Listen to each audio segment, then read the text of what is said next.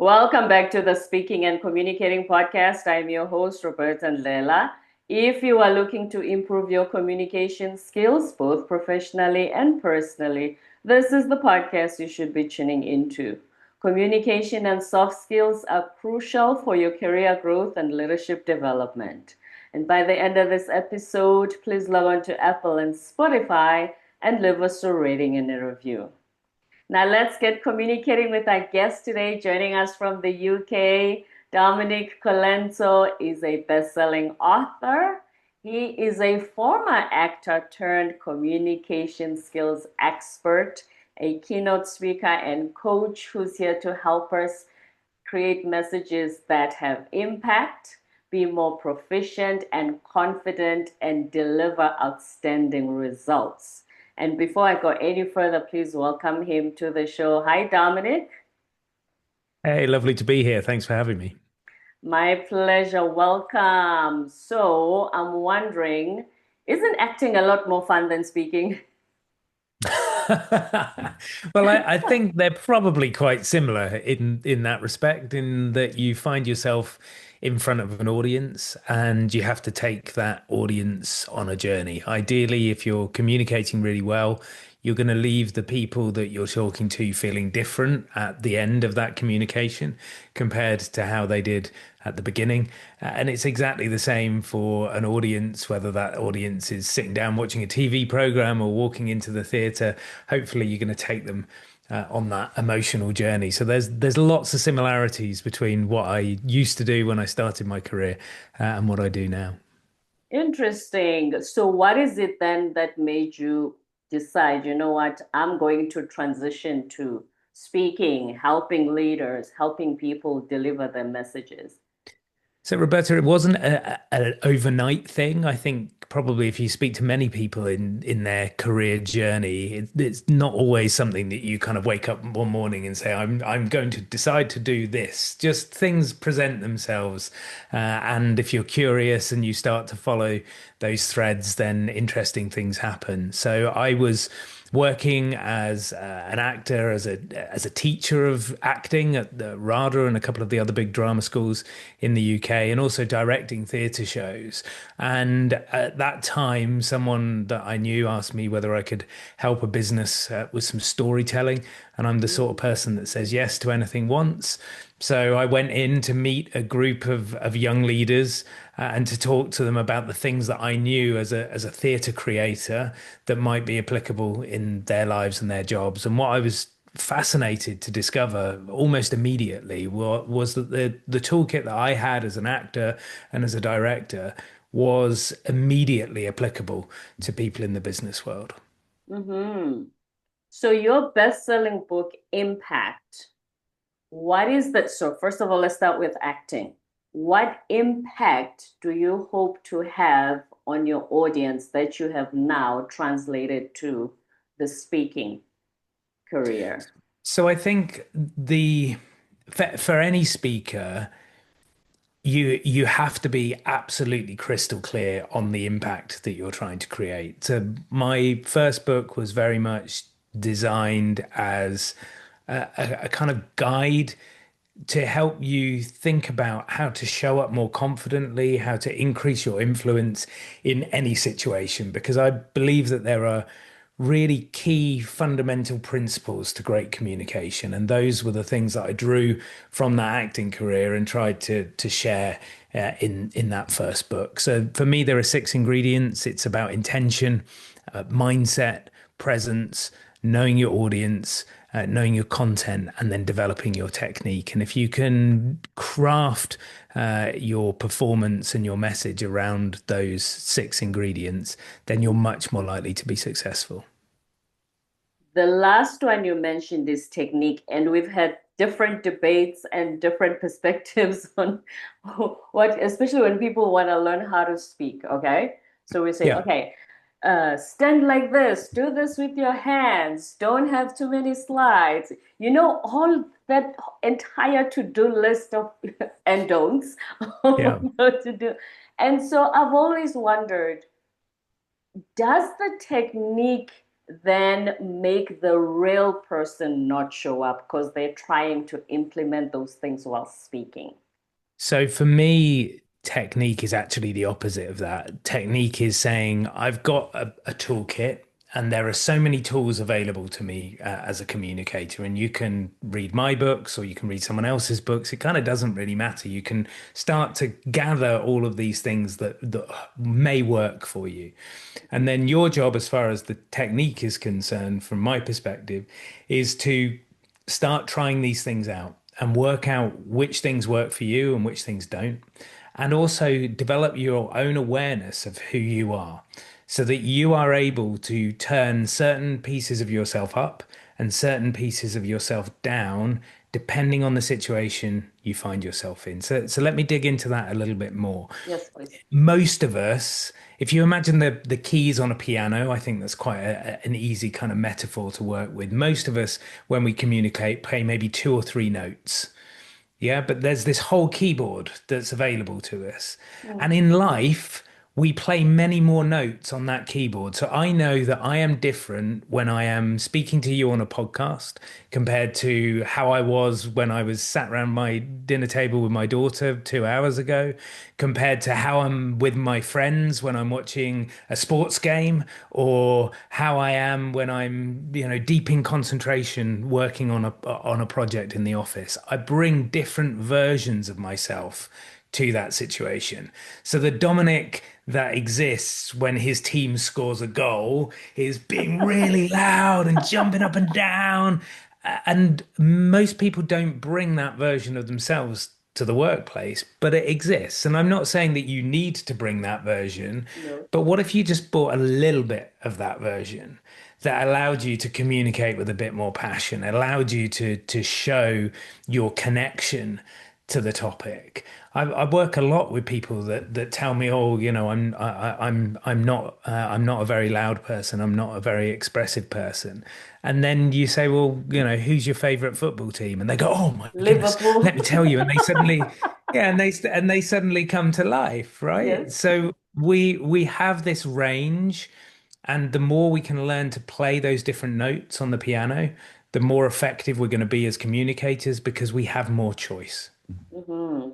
Which brings then the confidence piece, because I think what you just described is somebody saying, when they say, oh, I'm not that loud, maybe there's a confidence element missing there.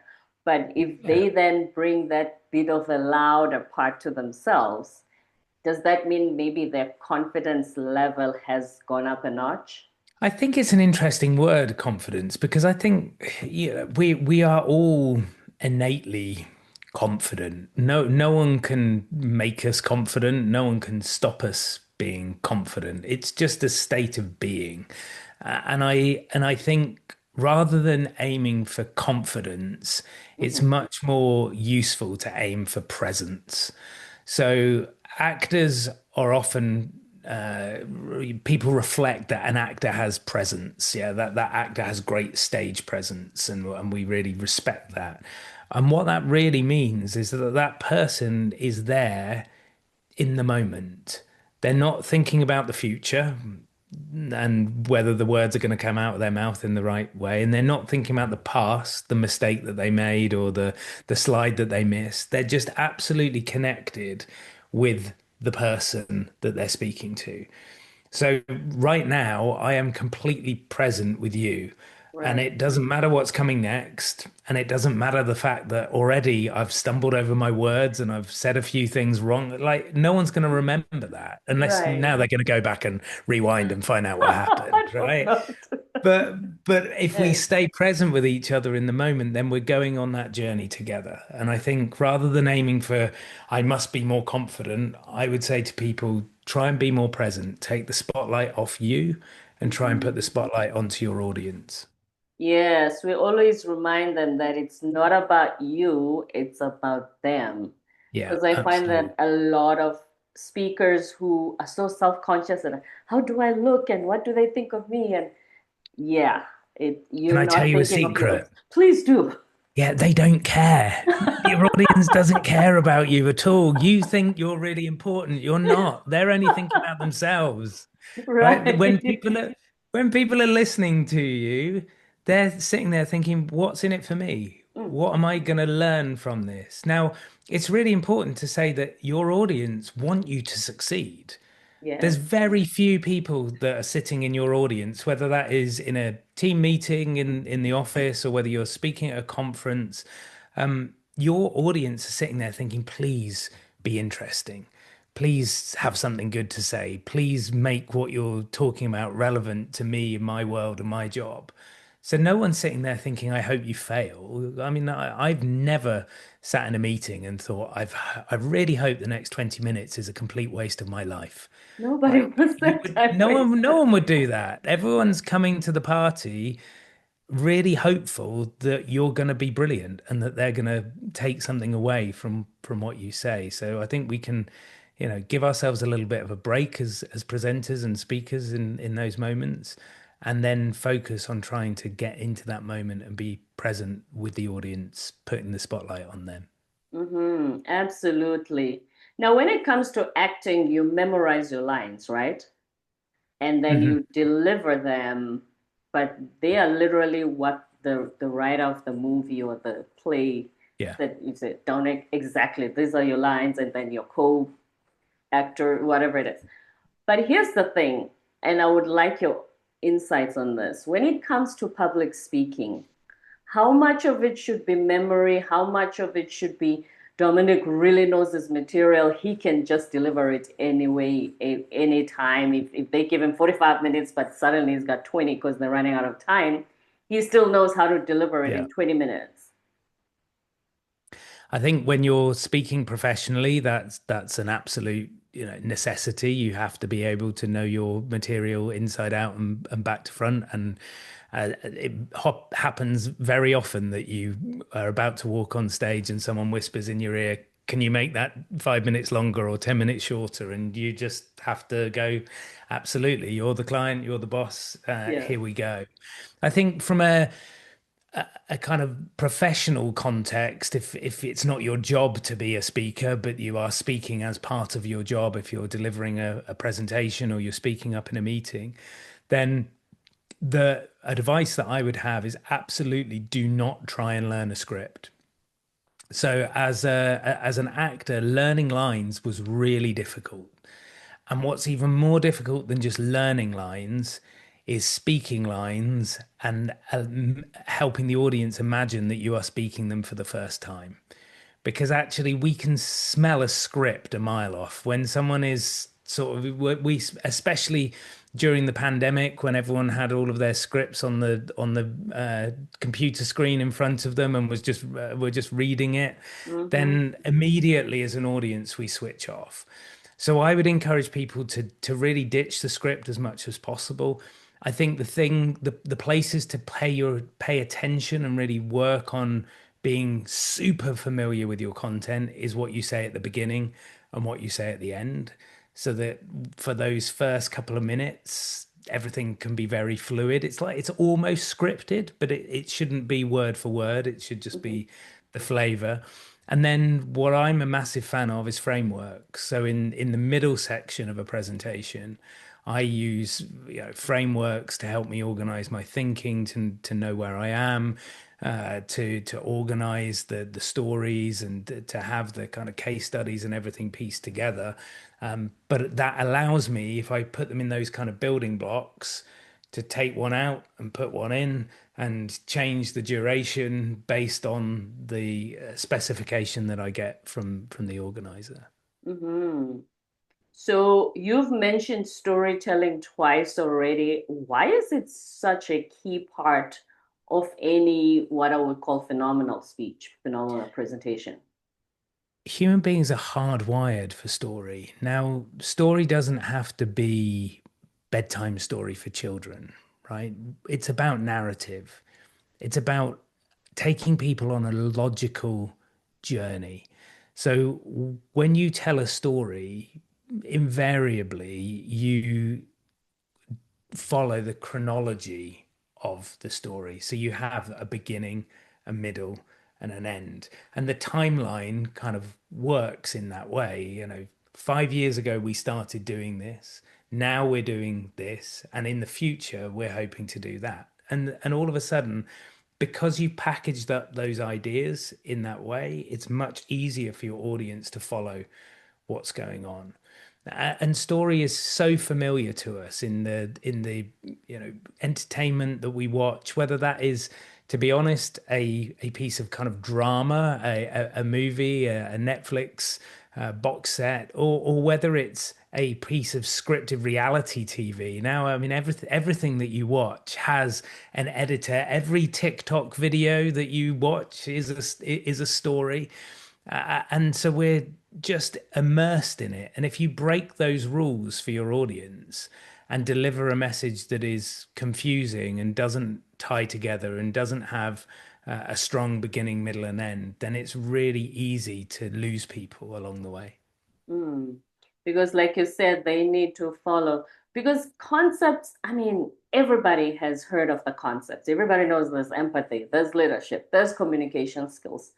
But what's going to make the audience of this podcast remember Dominic is the story he told during his episode on the topic, whether it's impact or storytelling. So that's Yeah, the differentiator. absolutely. Mm. And when I'm delivering especially a kind of keynote speech, if I'm talking at a conference, to a big audience, then I will use storytelling really deliberately to join the big kind of takeaways together. So I might want someone thinking about narrative, for example, and I might tell the story of how I won my first acting job. My big break was because I told a story. So I will tell that story, and then I will allow the audience to be part of that story and then tell them why I told them the story. And all of a sudden they start to join those dots. So it's a way to bypass people's kind of logical brains and Mhm. start talking to their more kind of emotional selves. Mm. Go for the heart as well. When you say that Yeah. you use your acting lessons to work with leaders, how exactly do you help them from what you learned in acting? So if you think about the six ingredients of impact in the first book, or if you think about the cut through methodology in my most recent book, Mhm. they're all based on the tools and techniques that actors use. So it's not like I sit with leaders and say, right, pretend to be a tree or, do anything kind of crazy like that. But I'm talking to them about, how they can be more embodied, how they can find relaxation when they're in the spotlight, how they get comfortable with making eye contact, how they expand some of their physical presence and gesture so that they take up more space and seem to have more gravitas, how they bring their words to life. I'm sure we've all experienced someone talking to us in a really kind of boring monotone and everything just kind of keeps going in the same way and at the same pace. And after about 2 or 3 minutes of listening to this, everyone will have switched off and the podcast will have no listeners left. So we've got to do something to kind of bring that to life. We've got to play around, and it's not acting. It really isn't acting. I think that's really important to say. It's about being embodied with your communication. It's about finding your own personal connection to what you're talking about. And that's another reason why storytelling can be so powerful, because if you tell your story or share your experience, then you're much more likely to bring it to life in that way. Mm. And you're much more relatable because I think Of course. one of the myths is that, leaders have they know everything, they have the answers, which is complete myth. And they Yeah. don't need to actually. No, and we wouldn't want them to, because otherwise we wouldn't be part of the story helping them solve the problem. We're going into yeah, the metaphorical battle together. It's Joseph Campbell's The Hero's Journey, and we're all going along for the ride, and we all want to imagine ourselves as being part of the solution. I always say to people that I work with, how many of you seen a James Bond film? And most people in the room will put their hand up. And I say, how many of you have seen two? And 90% of people keep their hand up. And then I say, why? They're all exactly the same, right? We know what's going to happen. When we go and watch those types of films, we know exactly what we're going to get. But we love that structure and that story. And we also love to imagine that we could be part of it. And I would put money on the fact that the vast majority, certainly of men listening to this podcast, if they've watched a James Bond movie, at some point they have imagined themselves as James Bond and thought, I could do that. Right. And that's the power of story, is like we step into that character's shoes and we get a completely different perspective. I would imagine so as well. So when it comes to leaders, how do you help teams deliver outstanding results using all the techniques that we've spoken about already? So a lot of the work that I do is actually with sales teams and sales leaders. So we spend a lot of time looking at crafting pitches and sales conversations to really think about how you engage your audience, how you make a really clear and clean ask so that people know, what it is that you're requesting and know whether or not they want to buy or buy into what it is that you're talking about.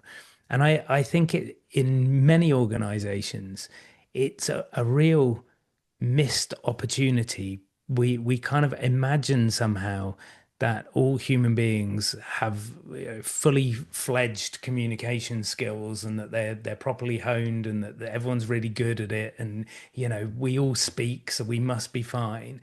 But actually, it's a massive competitive advantage wherever you are in your career.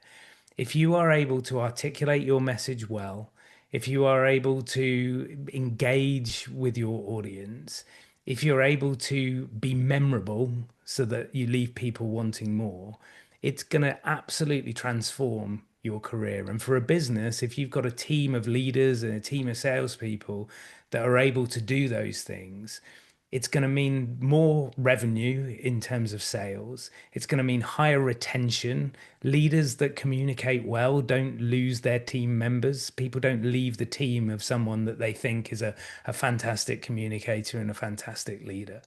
And it makes the team more productive because rather than things being hidden within the team culture and no one being able to speak up, people that are able to communicate will say, hey, I've seen this. I have a question about. Can we discuss? So all of a sudden, you're shifting productivity, you're shifting profit, and you're shifting people. You're creating an environment where people want to stay and do their best work. Hmm. Yes, and when they stay, the company saves a lot of money because they don't have to keep training new people. Yeah, to recruitment, oh my gosh, the time and the cost of filling a vacancy is huge. Mm. Now, speaking of that, you said that when you train the sales teams, what we were talking about earlier regarding um, knowing that when you're saying, let me tell you a secret, people don't care. When you wanna make it about your audience, have Mhm. you had sales teams who come to you and they say, Dominic, we're struggling, or because I've been trained, I've been coached to use the script to try and make the sale, you find that sometimes they don't take the time to actually understand the person in front of them, the potential client, customer. They just think, when Yeah, I'm I in front of mean, you, I'm supposed to say this and this and this, like the call center scripts. and here we go, and let me show you these slides, and yeah, here's a brochure, and yeah, all the time. And normally, if I'm being brought into an organization, it's because someone within that leadership team recognizes that there's a problem and wants things to change. So that person is normally kind of joining, has just taken over the team and looks at what's going on and goes, "This isn't working." But like an actor in the rehearsal room, the day that the director says you're not allowed your script anymore is actually a really scary day because it's much easier to hang on to the piece of paper and read the lines than to put the piece of paper down. So many people, especially in a sales context, get very attached, as you say, to the script or to, that terrible thing of reading off the slides. The slides have 400 bullet points on it, and it's just essentially a script document for them. So sometimes, for the first sort of half a day, I'm not the most popular person in the room when I walk in and say, right, we're not doing this anymore. We're going to go back to basics. Who are your audience? What do they want? What do you need them to know? What do you want them to feel? What do you want them to do? And we start asking all of these questions, and slowly people start going, oh, yeah. And then I say, if you were being sold to in the way that you were trying to sell, would you be ready to buy? Oh gosh, no, I hate it when people sell to me like that. So why are you doing So, it? okay, well that's a good clue then. So maybe we should change. Yeah, maybe we should. Yeah. Because why are you doing it? And here's the other thing with sales teams as well. How do you coach them to, if they then, okay, let's say that the potential customer is listening and is interacting with them. How do you get them to actually listen more and speak less and find out where the resistance is, where, the person sounds like they're not even really buying in? Roberta, I've lost you. I'm sorry, I lost you on that last question. So what happens is, you know how, okay, you can be not so fully in the script, but how do you coach them to actually listen? Listen for resistance, listen for concerns, or even read the room and think, wait a minute, Dominic doesn't want to buy. Is there a way for me to dig deeper, or do they just give up and think, oh, he's not interested? Let me go to the next one. So I think there are a few things there. One is deliberate practice. So again, if you look at what an actor does in the rehearsal room, they spend a lot of time going through the same scenarios, yeah. And it's the same actually. You have actors who have a script, but you also have improvisational acting as well, where there is a show and the show has a structure, but the words are different every single night. And that's a useful jumping off point when you're thinking about rehearsal. So what I will often do with a sales team is set up rehearsal scenarios. So we either bring in professional actors to work with them, or we can work with the teams themselves to have these conversations. But we also work on that deep listening piece, which comes back to being comfortable with presence, being comfortable with silence. So just taking that pause, slowing things down, really listening and listening to understand, not just to respond. Sometimes we get into that mode where we're like, oh, I ask you a question and then I know the answer that I'm going to give to you after you've given that to me. So I'm straight in there with the next thing. But actually, we need to be better, whether we're salespeople or whether we're leaders or managers or, to be honest, employees. We need to be much better at really listening and creating space for ourselves and for the other party to process. And if you do, then invariably, if you take a deep breath, you'll find the right thing to say next. And that's why knowing what you want is really important, because whether you're in a sales meeting or discussing a pay rise with your boss, what is the actual outcome that you want from this particular conversation? Not what's the overall outcome you want in the next week or month, but from this conversation, what is it that you're looking for? So to use a metaphor, I think sometimes people are going on a first date, but they meet the person and they say, "Hi, will you marry me?" And it's On like, a first whoa, hang date, on. Like, I don't unless think we it's Married quite, at First Sight, yeah. the TV show. I'm not sure that would. I don't think we're quite yet there yet, right? So Exactly. we need to walk people gently Mm, down the path with us, whether that is a conversation with our colleagues or whether we're trying to sell a product or a service to someone. mhm. But isn't the tricky part, though, as well, the fact that we have different communication styles? Well, that again goes back to understanding your audience and listening. So I actually think that there are, broadly speaking, four types of people. From a communication perspective, I think we have head people who are very logical. One plus one equals two. I need to see the workings out. I'd like time to reflect on that. Can you send me an email and a spreadsheet? I think we have heart people, which are all about connection and consensus and bringing people together, and really interested in how you're feeling and what happened at the weekend, and what this idea would mean to the rest of the organization and the team.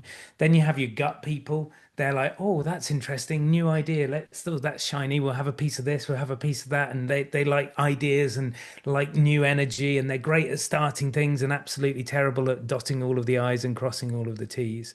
And then you have your feet people who are just on the march, walking to where they need to be. And they go, that's the goal. That's where we're going. Put their head down. Then they get there and they go, hang on, where is everyone else? Because they Mm, didn't stop to look up. But if you listen to the way that people talk, if you do a little bit of research and find out about, what their LinkedIn profile says, and how they write their emails and those sorts of things, then you can start to get a feel for what type of communication preference that other person has. And then you can start to play that back to them. mhm. Get to know your audience. One last thing, your new book, Cut Through the Pitch and Presentation Playbook. So the pitch is the sale, and the presentation, you were talking about slides earlier. And again, there's Yeah. been so many debates on what you're going to. Obviously, I think we all universally agree that it shouldn't be a novel. It shouldn't be 48 bullets. The less, the better with words. You can use pictures Yeah. and that sort of thing. But when it comes to the pitch, so what are some of the, say, two key highlights from your book that our listeners can look forward to if they buy the book? So the book is split into six sections. So it's the first section is discover, then distill, then design, then drill, then deliver, and then debrief. And I think the two sections that people miss out the most are firstly the discover phase. So people jump straight into crafting the presentation. They go, okay, I've been asked by my boss to speak to them about finance, whatever it is, and they open up a PowerPoint deck and they start dragging slides and numbers and writing a script.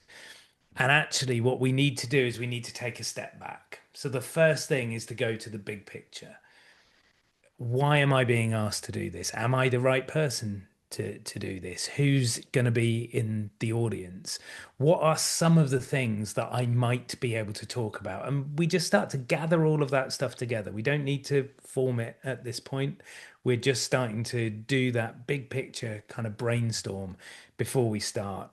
My desk is absolutely covered in sticky Speaking notes, those. because when I have an idea, I write something down, and when I'm crafting a speech, I will take over a whole wall in my office and I will just put hundreds of sticky notes up and go, okay, what might fit together and where might this go? And oh, I don't like that anymore, and I kind of throw that away. So that big discovery piece is really important. And then the final piece, which again, I think most people don't do, is the debrief. So most people go, oh, I've just given a presentation. Oh, thank goodness that's over. Right. And then they forget about it. Right. They don't go, okay, I've just done that. What worked? What didn't work? If it was a sales pitch and I won, what can I learn for the next time? If it's a sales pitch and I lost, what can I learn from the next time? If I'm presenting internally and some colleagues are going to be in there, could I ask them and give them specific feedback roles so I can learn something from the process? Mm. Normally, we just kind of get it over and done with, and Job then we done start instead of again. doing a postmortem. So the Yeah. yeah, Mhm. so we have to if we want to grow, we have to do that post-mortem. Any sports team will sit down with their coach after the match, whether they won or lost, and watch the video analysis.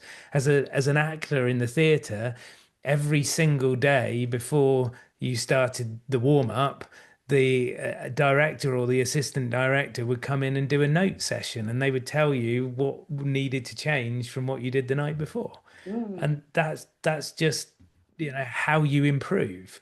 But for whatever reason, in a business context, that's not something that people are, doing consistently. So I think those two things are real opportunities to help people be more effective.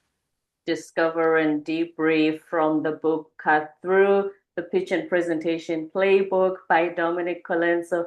Dominic, this has been really insightful. You've taught us so much, especially we love learning from your acting career and how that translated to being a communication skills expert. So thank you very much for sharing the stories that you did today. Thank you so much for having me on the show. My absolute pleasure. Before you go, where can our audience find you online? Yeah, come and find me online. I have a YouTube channel which has loads of really easy, bite-sized video tips and tricks. My website is dominiccolenso.com, and you will find my books in all good bookstores. DominicColenso.com. By the way, his YouTube channel has over 2 million views. 2.5 million views, 27,000 subscribers. So there's lots going on. Come and check it out. Absolutely. We'll put all that information on the show notes. Thank you so much, Dominic. Don't forget to subscribe, leave a rating and a review on Apple and Spotify, and stay tuned for more episodes to come.